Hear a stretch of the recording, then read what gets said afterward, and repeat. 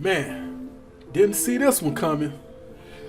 We have breaking news dealing with the Teofimo Lopez, George Kambosos Jr. fight this weekend. It has officially been canceled. Sources saying that Teofimo Lopez tested positive for COVID-19. So the Kambosos fight and the entire card is off, moving to August 14th. Man, I really wanted to see that fight.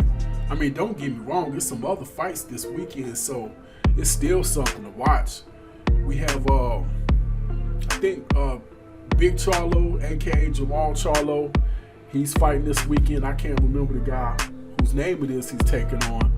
And also, same thing, Haney Mangul, if I'm not mistaken. I believe he's fighting this weekend on DAZN. So, I mean, it's going to be boxing to watch. So I will be occupied, but that was the fight I wanted to see. And I wanted to see also on that card, Franchon Cruz-Dezurn and Ellen Cedero's fight. I mean, I was looking forward to that just as much as I was to Teofimo Lopez, George Kambosos Jr. fight. Now, with that being said, I think that officially kills what little hopes and dreams we had of Teofimo Lopez fighting Devin Haney next. I think it's safe to say that it's not going to happen. Matter of fact, I ain't really even got to speculate. Bob Arum has already come out and said that more than likely he would not be fighting Devin Haney even if they would have fought this weekend. Bob Arum also stated that more than likely if he was to stay at 135 for his next fight, it was a good chance if Lomachenko win his next fight, which is against Nakatana, a common opponent with Teofimo Lopez. In fact, he gave Teofimo Lopez probably his toughest fight outside of Lomachenko. And he said if Teofimo chooses to move north of 135 to 140, he would not be receiving a Josh Taylor fight immediately because Josh Taylor has to fight his mandatory.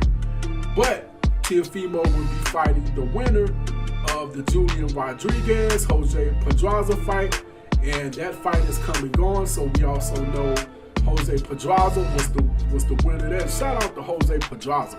He put on a masterpiece performance. Anybody that don't give Tank Davis credit for that Jose Pedraza fight said he hadn't fought anybody up until recently. Talking about Leo Santa Cruz, you got to give him credit for Pedraza. Pedraza a 2-division champion. 130 and 135. No. Yeah, I think it's 130 and 135 or 126 and 130, whatever. But either way, that dude's a good fighter, man. I don't care what nobody says. So shout out to Jose Pedraza. But yeah, like I was saying, though, we're not getting that Devin Haney, Teofimo Lopez fight no time soon. Matter of fact, I'm going to just jump out the window and just say we're probably not going to get it until Devin Haney move up to 140. And chases out the Teofimo Lopez up there. And maybe even as far as 147. Like, both of those guys are still pretty young. Well, Devin is really young. Teofimo in his mid-20s. Don't be surprised if we don't see that fight for like another 4 or 5 years. I'm just telling you. Don't be surprised if we don't get that fight maybe welterweight. I mean, sometimes stuff go down like that. That's what happened between Oscar and Shane Mosley. Shane had to follow Oscar, I think, all the way to 154 to get that fight, and they was in the same division. I want to say all the way down to like 130, 135, maybe. I don't know. Shane came in a little later than Oscar, if I'm not mistaken, so I might be wrong. But either way, sometimes to get the big fights, you got to follow guys in the divisions that they run to.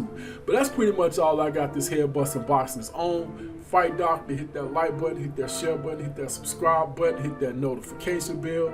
Hit me up in the comments section. Let me know what you think about the fact that Teofimo Lopez and George Kambosos Jr. isn't fighting now. Where does that leave Devin Haney? And that's pretty much all I got this Head Busting Boxing's on. Fight Doctor, I am out.